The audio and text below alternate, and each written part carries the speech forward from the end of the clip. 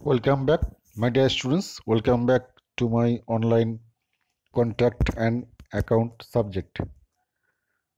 This is my second lecture in unit number 2, and I already have started unit number 1, and I also discussed some types of contract that I used normally in government sector, and I also discussed 8 of them, and today I am going to discuss target contract, that is number 9, target contract. This is an interesting type of contract. Just observe it. It is a combination of advantages of cost plus percentage and cost plus fluctuating fee contracts. Okay, এবার cost plus percentage and cost plus fluctuating contract কি আমরা আগে পড়েছি, I am not going to repeat it. And the contractor is paid on cost plus percentage basis for the work executed, and in addition he receives plus or minus on savings or excess affected against the agreed estimated cost of the target value. মানে এক্ষেত্রে কিন্তু target achieve করতে পারলে তার profit, বেশি profit, achieve করতে না পারলে উল্টাতে কিন্তু তার বিল থেকে কিন্তু পয়সা কেটে নেওয়া হবে। সেই ধরনেরই কন্ট্রাক্ট কিন্তু এইটা। এখানে কিন্তু অনেক risk are involves here. The target amount or value is worked out by measuring the work after completion and valuing at previous agreed rate. Okay, now let us see an example. Say X is the contractor who agrees to carry out the work from the government Y, who is owner of the department, and Y agrees to pay actual cost of work plus 20% of the actual cost as the fee. তার মানে x contractor আর Y হচ্ছে ওনার। Y রাজি হলে একটা কাজ করাতে যে তোমাকে অ্যাকচুয়াল কস্ট দেবো, তার সঙ্গে 20% অ্যাড করে দেবো অ্যাকচুয়াল কস্টের প্রফিট হিসাবে। সঙ্গে কি দেবো? সঙ্গে ওয়াই বললো আমি আরও 25% দেবো যদি কিনা তুমি অ্যাকচুয়াল যে কাজ করছো সেখান থেকে কিছু সেভিং করে টার্গেট ভ্যালুর থেকে যত কমে করবে তার উপরে 25% এক্সট্রা আমি দিয়ে দেবো। ওকে, এক্সাম্পল দিলে পরে বুঝতে পারবি। And in case the actual cost of work is more than the target value, তুমি অ্যাকচুয়াল থেকে যদি টার্গেট ভ্যালুর থেকে যদি বেশি টাকার কাজ করো সেক্ষেত্রে কী করা হবে? তাহলে এক্সের পেমেন্ট থেকে 25% আরও কেটে নেওয়া হবে। 25% will be deducted from the bill if he made extra work or extra payment. 25% of the excess from his basic fee সেখান থেকে কেটে নেওয়া হবে। ওকে, now let us see what happens. And X carries out the work. X কাজটা করলো, মানে contractor কাজটা করলো। টোটাল কাজের ভ্যালু ছিল মনে কর 50,000 টাকা এবং অ্যাকচুয়াল কস্ট অফ ওয়ার্ক সে 40,000 টাকা। মানে টার্গেট ভ্যালুটা হচ্ছে 50,000 টাকা আর অ্যাকচুয়াল কস্ট অফ ওয়ার্ক হচ্ছে 40,000 টাকা। তাহলে according to the agreement x will get A payment. 40,000 টাকা তো পাবেই, তার সঙ্গে 20% এক্সট্রা দেওয়ার কথা ছিল, তাহলে তার সঙ্গে 20% দিয়ে দিলাম আমি, 8,000 টাকা হয়ে গেল।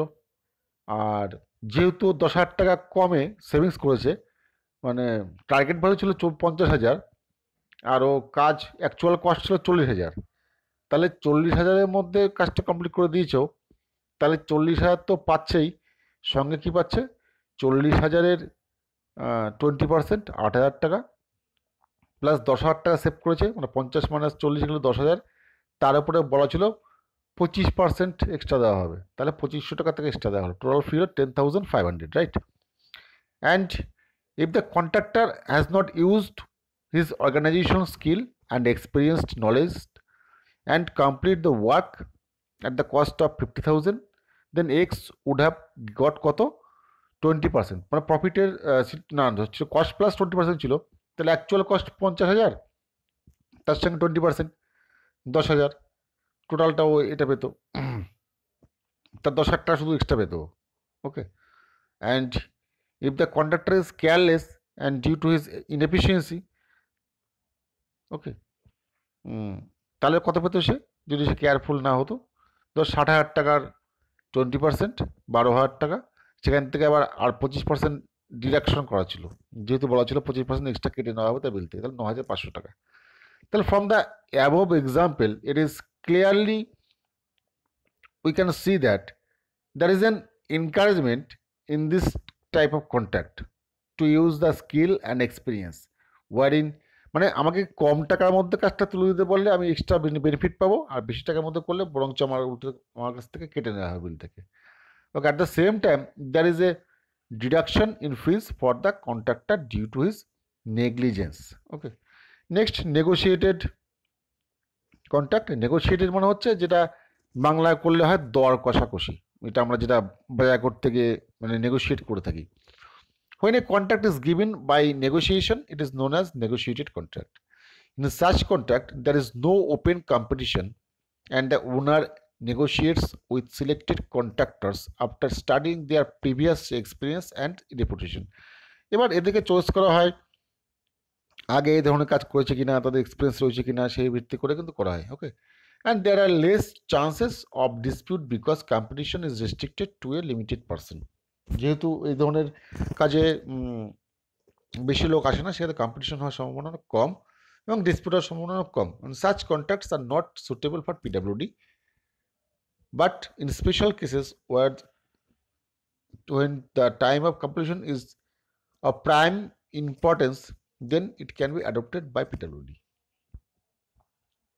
একটা এক্সাম্পল দিই আমি, ধর বন্যা হয়েছে, বন্যার সময় কোনো একটা কন্ট্রাক্টরকে ত্রিপল সাপ্লাই করতে হবে মানুষকে আশ্রয় দেওয়ার জন্য, তখন তো টেন্ডারিংয়ের সময় নেই, তখন কাউকে একটা ডেকে ডেপুটেড কন্ট্রাক্টর তাকে সঙ্গে নেগোশিয়েট করে ভাই কম বেশি করে দিতে হবে। This type of work is known as negotiated contract, যেগুলো মানে মুখের কথার উপরে ভিত্তি করে বা অ্যামিকেবল সেটেলমেন্টের কথা ভিত্তি করে একটা যদিও সব অল্প টাকা কাজ হয়, সেই জন্য এই ধরনের কাজ অন্তত সিভিল ওয়ার্কসে হয় না, এগুলো এই ধরনের এমার্জেন্সি ওয়ার্কসে কিন্তু এগুলো বেশি ইউজ করা হয়। ওকে, some advantages: it brings some economy in expenditure and less chances of disputes. And disadvantages: there is no open competition as is restricted to limited persons and not suitable for PW, as I said earlier. And conditions: when negotiable contract or negotiated contract is suitable for work, কখন কখন এগুলো করা হয়।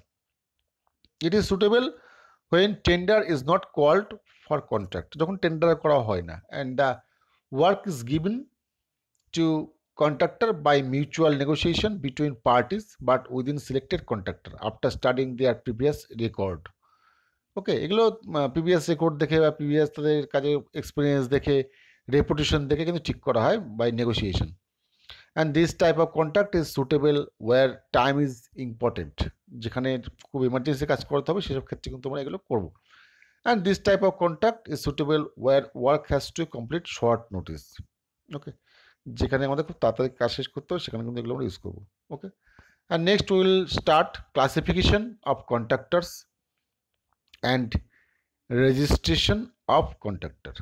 ওকে, তাহলে classification of contractor মানে পিডাব্লিউডিতে হোক বা যে কোনো গভর্নমেন্ট ডিপার্টমেন্টে হোক, যত কন্ট্রাক্টর কাজ করে সবার কিন্তু ক্লাস এক নয়। ক্লাসিফিকেশনটা করা হচ্ছে সে কত বড় কন্ট্রাক্টর তার উপর ভিত্তি করে, মানে সে বড় মানে ক্লাস এ কন্ট্রাক্টর না ক্লাস বি কন্ট্রাক্টর এগুলো। Okay, now there are various categories of registration of contractors depending upon the limits of tendering, binding and classed 1 2 3 4 5 6 এরকম থাকে, আর এ প্লাস বা বি প্লাস বা এ বি সি ডি এরকম থাকে। এগুলো বলা হয় কেন, আমি ধর কন্ট্রাক্টর টেন্ডারটা করবো, টেন্ডারটা করতে গেলে আমার মনে কর প্রচুর বড় কাজ আছে একটা, তাহলে আমি বলে দেবো আমার এ ক্লাস কন্ট্রাক্টর চাই। এ ক্লাস মানে হচ্ছে বলা থাকবে ভ্যালু যারা এই ধরনের কাজ আগে করেছো, তাহলে আগেই সব ফিল্টার হয়ে গেল। মানে তোদের যখন কোথাও কম্পিটিশন এক্সাম দিতে যাস বা চাকরি পরীক্ষা দিতে যাস, বলা থাকে না যে এত পার্সেন্টেজ মার্কস পেতে হবে। ওকে, সিমিলারলি এখানেও তাই, যে মনে কর 75% মার্কস পেলে তবে এই পরীক্ষাটা বসতে পারবে, যারা যারা নেই আগেই কাজ কেটে বেরিয়ে গেল। এক্ষেত্রেও তাই, যাদের যাদের মনে করো এত টাকার কাজ করার অভিজ্ঞতা আছে তারা থাকবে, আদার্স কিন্তু বাকিরা বেরিয়ে গেল। and the contractors are classed according to their technical capability and financial status, যেটা আমি বলছিলাম। And this class of contractors is given by competent authority and certificates is issued to the contractor। এগুলো government department থেকে certificate issue করা হয়। Okay, for example PWD executive engineer is the authority for giving such registration. Construction work of roads, bridges, buildings, dams, etc. is carried out through contact agencies. PWD executive engineer কিন্তু এগুলো দেওয়া হয় বা দিয়ে থাকে। ওকে, and these agencies must be registered contractor according to the capability of executing the works of value up to the limits given below। কীরকম সেটা letter C, যে এই ভ্যালু থাকলে তাকে এই ধরনের কন্ট্রাক্টর বলা যায়। এবং class 1 without limit, he can বা this type of classed contractor can do any amount of work, তার কোনো লিমিট নেই, 1 কোটি 2 কোটি 10 কোটি যাই হোক সে কিন্তু করতে পারে। Class 2 up to 750 lakh, 750 lakh মানে 7 কোটি 50 লাখ, 7.5 লাখ টাকা। Okay, and class 3 300 lakh, class 4 150 lakh, class 5 50 lakh, class 6 15 lakh, class 7 7 lakh, class 8 3 lakh, class 9 2 lakh। Okay, this are the এবং এইগুলো দেখ এগুলো কোথাও কোথাও ভ্যারি করে, এগুলো তো ইউনিফর্ম নেই, গোটা ভারতবর্ষে বিভিন্ন জায়গাতে বিভিন্নভাবে করা আছে, এগুলো কোনো আইএস কোডের গাইডলাইন নেই, এগুলো বিভিন্ন ডিপার্টমেন্ট বিভিন্ন জায়গায় এবং করে লেখা হয়েছে যে তার নিজস্ব সুবিধার জন্য, ডিপার্টমেন্টের কাজকর্ম সুবিধার জন্য। Okay, now document required for registration. Company বা কন্ট্রাক্টরকে এই ধরনের ক্লাস পেতে গেলে কী কী ডকুমেন্টগুলো দরকার। Okay, the various documents are required to be submitted along with the application. এগুলো কোথাও কোথাও পেপারে অ্যাড করা হয় যে ক্লাস ডেজিগনেশন বা রেজিস্ট্রেশন করার জন্য এক্সিকিউটিভ ইঞ্জিনিয়ার নোটিশ করেছে, সেই অনুযায়ী কিন্তু তখন এগুলো গিয়ে তাকে ক্লাসিফাইড হতে হবে। ওকে, বা বোনাফাইড কন্ট্রাক্টর হতে হবে। Proof of financial status supported by certificate of solvency, মানে তুমি ফিনান্সিয়ালি কতটা স্ট্রং তাহলে সলভেন্সি দিয়ে তাকে প্রমাণ করতে হবে। আর next professional capacity and experience certificate, professional capacity certificate তাকে দিতে হবে, যেহেতু যদি সে আগে কোনো কাজ করে থাকে সেখান থেকে তার ওয়ার্ক অর্ডার দিয়ে দিতে পারে বা সেখান থেকে কম্পিটিশন সার্টিফিকেট দিতে পারে বা পেমেন্ট সার্টিফিকেট দিতে পারে যে এই ধরনের এত টাকা কাজ সে করেছে। আর next income tax clearance certificate, income tax বা আইটি রিটার্ন তাকে দিতে হবে। and list of technical personnel employed with qualification and experience, তার আন্ডারে বা তার ফার্মে কী কী টাইপের এমপ্লয়ি কাজ করে তার পুরো ডিটেলটা দিতে হবে। Okay, and list of machineries tools plants own by contractor, তার কত মেশিনারিজ আছে সেগুলো কিন্তু দেখা হবে। And attested copies of partnership deed if any and power of attorney, যদি পার্টনারশিপে কোনো ফার্ম হয় তাহলে সেক্ষেত্রে পাওয়ার অফ অ্যাটর্নি কাকে দেওয়া আছে সেগুলো কিন্তু কাগজপত্র দেখাতে হবে। And registration fee is required to pay while submitting the form in the department, registration fee কিন্তু দিতে হবে। ওকে, and in case of graduate engineers and diploma holders there is a provision of getting registration directly for class 7 contractor। Class 7 contractor হওয়ার জন্য তার মানে হচ্ছে 7 লক্ষ টাকা কাজ পাওয়ার জন্য যদি কেউ হয় ডিপ্লোমা হোল্ডার বা গ্র্যাজুয়েট সিভিল ইঞ্জিনিয়ার তাহলে কিন্তু ডিরেক্টলি সে পেয়ে যাবে, তাহলে তার জন্য কোনো এক্সপিরিয়েন্স লাগবে না বা কিছু লাগবে না। Okay, and they will be exempted from payment of earnest money. এবার এগুলো কিন্তু আমাদের পশ্চিমবঙ্গতেও আছে যে যদি কোনো ইঞ্জিনিয়ারিং ফার্ম হয় বা কোনো ইঞ্জিনিয়ারিং ইন্ডিভিজুয়াল হয় সেক্ষেত্রে কিন্তু আর্নেস্ট মানি লাগে না ওদের ক্ষেত্রে, এটা কিন্তু গভর্নমেন্টের রুলেই আছে, যেহেতু তারা আনএমপ্লয়েড ইঞ্জিনিয়ার, তারা যেহেতু কোথাও কাজ পায়নি সেই জন্য তারা এই ধরনের কাজ করতে এসছে, so that's why they are exempted, তাদের আর্নেস্ট মানি লাগবে না, 2% টাকা দিতে হয় কাজ নেওয়ার জন্য, সেটা তাদের লাগবে না। ওকে, at the time of submitting the tender and only 1% of estimated cost is required to be paid security deposit, যেহেতু সিকিউরিটি ডিপোজিট বাকি থেকে 10%, এদের ক্ষেত্রে হচ্ছে 1%। and the contractors who is desire for upgradation to higher class should submit the application in proper form accompanied with work experience certificate, works in hand, fresh bank solvency certificate and other required documents। Okay, and next the registration is valid for 2 years or 5 years, মানে একবার করে নিলে মানে অনন্তকাল ধরে চলবে ওটা তা নয়, এটার ভ্যালিডিটি থাকে 2 থেকে 5 বছরের মধ্যে আবার রিনিউ করতে হয়। Hence the contractor is required to get renewal of registration by submitting proper forms and documents 3 months before the expiry of validity. যে কোনো জিনিসের ভ্যালিডিটি শেষ হওয়ার আগে তাকে আবার ইনভলভ করতে হবে, তার যে প্রসিডিউর আছে সেই প্রসিডিউর মেনটেন করে। ওকে, and next, registration of contractors. It is the procedure of getting the certificate of registration from the department concerned. Department থেকে দেওয়া হয় রেজিস্ট্রেশনটা। And for registration, the contractor should submit an application in the prescribed form as given by the department. ডিপার্টমেন্টের নিজস্ব form থাকবে, সেই form prescribe form অনুযায়ী তাকে অ্যাপ্লিকেশনটা করতে হবে। ওকে, and next we will start BOT project. BOT মানে হচ্ছে বিল্ড অপারেট ট্রান্সফার। এটা কিন্তু পরীক্ষাতে মাঝে মাঝে ফুল ফর্ম জানতে চায়। BOT stands for build operate transfer. এটা কিন্তু অনেক জায়গাতে অনেক রকম লেখা থাকবে, বা তারা গুগলে সার্চ করলে অনেক ধরনের মিনিং পাবি। কত কিছু করার দরকার নেই, জাস্ট জেনে রাখ বিওটি মিনস হচ্ছে বিল্ড অপারেট ট্রান্সফার বা BOT project. Okay, now definition. It may be defined as the type of agreement by arrangement in which the private sector builds an infrastructure, projects, operates, and it eventually transfers ownership of the project to the government. মানে হচ্ছে এই ধরনের কাজ কিন্তু এখন খুবই interesting, খুবই চলছে এই ধরনের কাজ। বিউটি প্রজেক্ট মানে হচ্ছে প্রাইভেট সেক্টর কাজগুলো করবে, কাজগুলো মানে ডেভেলপমেন্ট করার পরে টোটালটাই ওনারশিপটা হ্যান্ডেড ওভার করবে গভর্নমেন্টের কাছে, এবং সেখানে গভর্নমেন্টের কাছে তার কিছু প্রফিট নেই, তার চলে যাবে, এবার গভর্নমেন্ট তাদের মতো করে সেগুলো ইউজ করবে। ওকে, মনে কর গভর্নমেন্ট তার স্টাফদের জন্য কোয়ার্টার তৈরি করবে হিউজ পরিমাণে, বা গভর্নমেন্টের স্টাফদের জন্য ফ্ল্যাট তৈরি করে দেবে। সেক্ষেত্রে বিওটি প্রজেক্টের মাধ্যমে প্রাইভেট সেক্টরকে দিয়ে দিচ্ছে, প্রাইভেট সেক্টর তৈরি করে গভর্নমেন্টকে দিয়ে দিচ্ছে, এবং গভর্নমেন্ট যেটা কম দামে, নর্মালি যে বাজার দর তার থেকে কম দামে তারা এমপ্লয়ীদের বিক্রি করছে। এগুলো কিন্তু হয়। And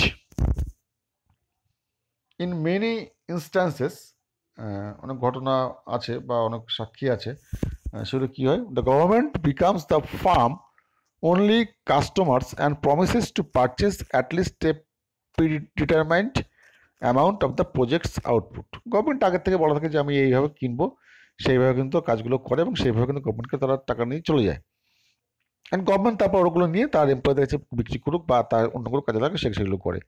and this ensures that the farm recoups its initial investment is in a reasonable time span. And BOT project means build, operate and transfer, মানে তৈরি করো, অপারেট করো, দেন ট্রান্সফার করে দাও। build operate project, it is defined as a type of agreement in which the private sector builds an infrastructure, project operates, and it transfers ownership of the project to the government.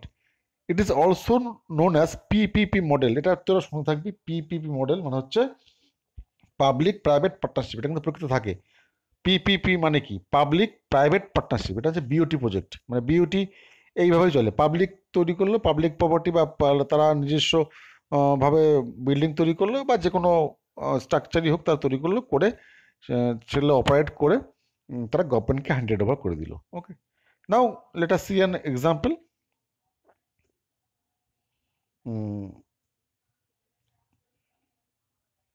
Example of countries using BOT and India. India করে, Croatia, Japan, Malaysia এইসব দেশগুলো করে। However, in some countries such as Canada, Australia and New Zealand, and this is also termed as build, own, operate, transfer, means BOOT. BOOT মানে কি, build, own, operate, transfer. Okay. And objective of BOT, BOT objective গুলো কি কি? To develop infrastructure in an area when government does not have sufficient funds for development of an area. মানে গভর্নমেন্টের কাছে fund নেই, তখন তারা পিপিপির মাধ্যমে করায়, সেই মুহূর্তে করিয়ে তারপরে ওটা গভর্নমেন্টের কাছ থেকে, গভর্নমেন্টের কখন তাদের কাছ থেকে কিনে নেয়।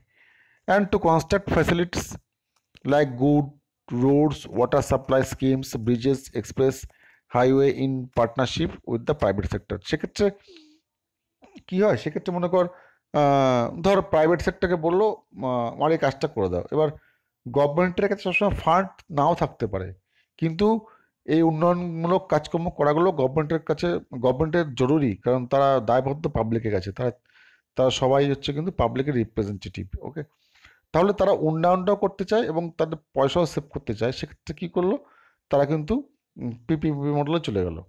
এইবার কি হলো, পিপিপি মডেলে কিন্তু কোম্পানিটা কাজ করলো। আমি যেমন একটা এক্সাম্পল দিয়ে বলি, মনে কর NH-34 যে ওয়ার্ডেনিং কাজ হচ্ছে, এই ওয়ার্ডেনিং কাজটা যদি পিপিপি মডেলে হতো, বা আমি জানি না কি মডেলে হচ্ছে, ধরে নিচ্ছি যদি পিপিপি মডেলে হয়, তাহলে যে কোম্পানি কাজ করছে সে কোম্পানি কিন্তু গভর্নমেন্টের কাছ থেকে 5 পয়সাও পাবে না। তাহলে তার প্রফিটটা কি? তাহলে কেন সে করতে যাবে? তার প্রফিটটা হচ্ছে সেই রাস্তাটা একটা কোম্পানি, মনে করে এটা যে করছে, এরা হচ্ছে এইচসিসি কোম্পানি করছে, তাহলে এইচসিসি টোটালটা দায়িত্ব নিয়ে নিল কাজকর্মগুলো করার। তাদের মনে করে তাদের 50,000 কোটি টাকা খরচা হলো। এবার ওরা কী করলো, ওরা কিন্তু কাজটা করার আগে ওই রাস্তার ট্রাফিক ডেন্সিটি তারা দেখে নিয়েছে। এবার রাস্তাটা মনে করে কলকাতা থেকে নর্থ বেঙ্গল পর্যন্ত, ডালখোলা পর্যন্ত টোটাল যা লেন্থ হলো, টোটাল লেন্থের কাজটা তারা করলো। করার পরে মনে করো 10 বা 15 জায়গায় টোল বসালো। টোল থেকে যা ইনকাম আসবে তার 90% দেখা গেলো নিল হচ্ছে কোম্পানি, বাকি 10% গভর্নমেন্টকে দিয়ে দিল। তাহলে এখান থেকে তো একটা রেকারিং ইনকাম শুরু হয়ে গেল কিন্তু, এবং তার ভ্যালুয়েশনটা এই 50,000 কোটি টাকার থেকে বেশি হয়ে যাবে কয়েক বছরের মধ্যেই। সুতরাং তারাও কিন্তু ইন্টারেস্টেড হবে।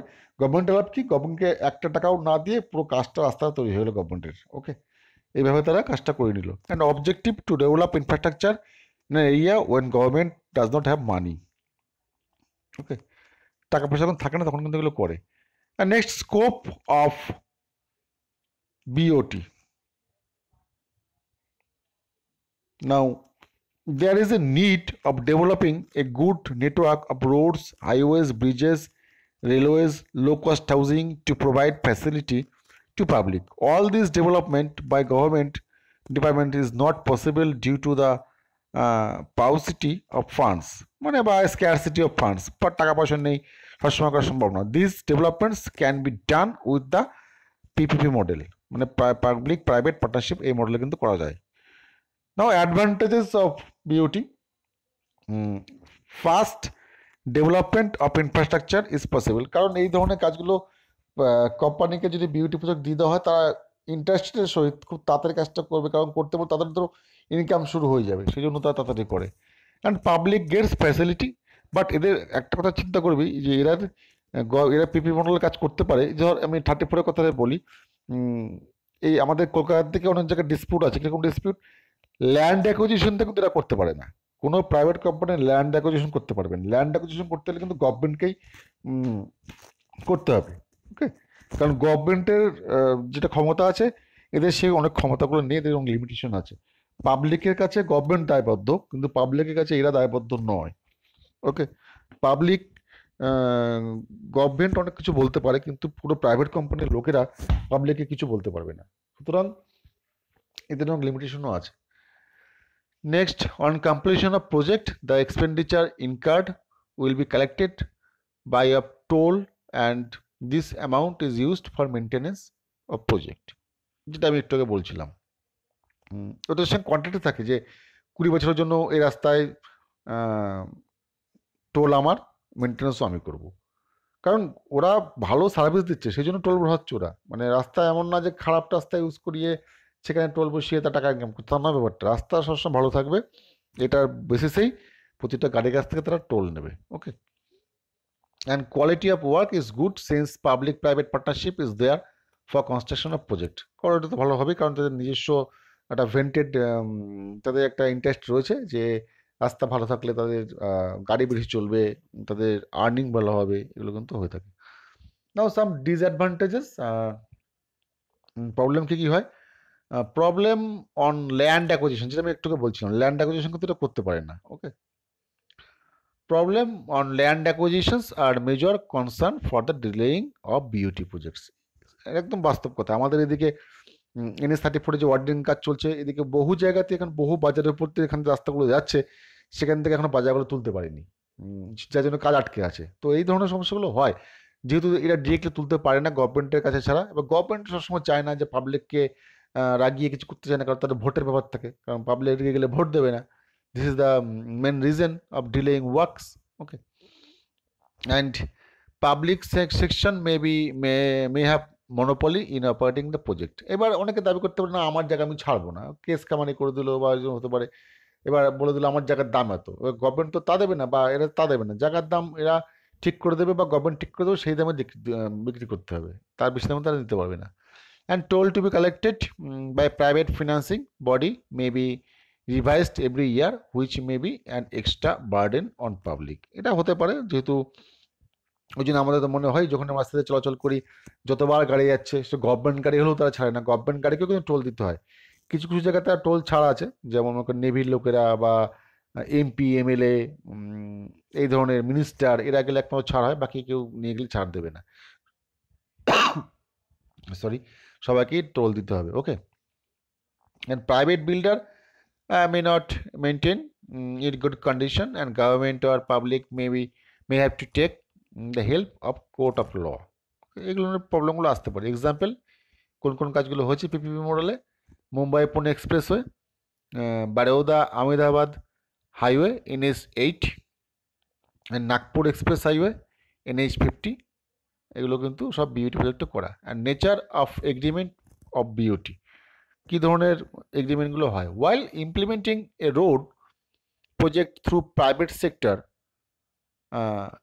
participation, it is assumed that the entrepreneur shall invest the cost of the project and that will be allowed to recover his investment along with reasonable profit through toll collection and the other means provided by the government. বা toll দিয়ে main income আসে, ইচ্ছা যদি government কিছু অন্যভাবে ভাবে সেখান থেকেও আসতে পারে।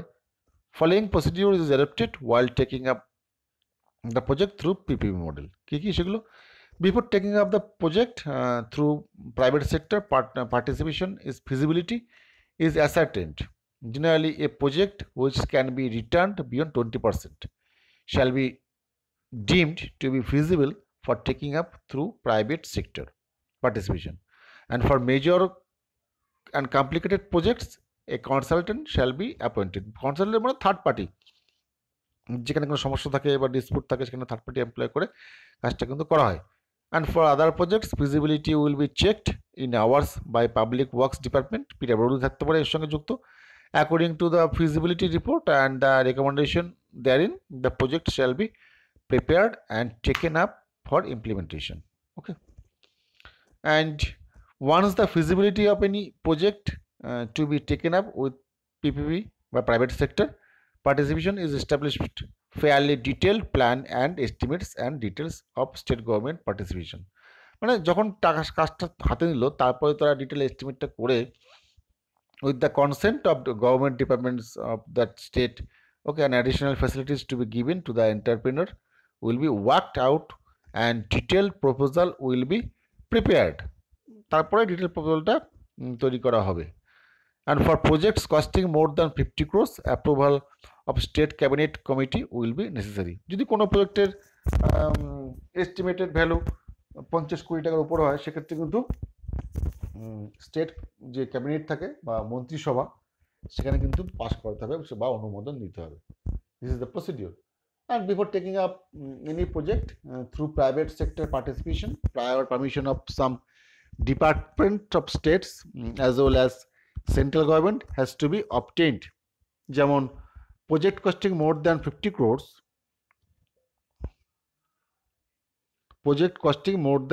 crores, clearance from central environment department for acquiring forest lands permission has to be obtained from the forest department. Example দিয়ে বলি, দেখবি যে কোনো রোড ওয়ার্ক করার আগে সার্ভে করে দেখবি গাছের গায়ে প্রথমে মার্কিং করা হয়, গাছগুলো কাটা হবে। এগুলো কিন্তু পিডব্লিউডি করতে পারবে না, তাহলে কিন্তু পিডব্লিউডি কিন্তু কেস খেয়ে যাবে।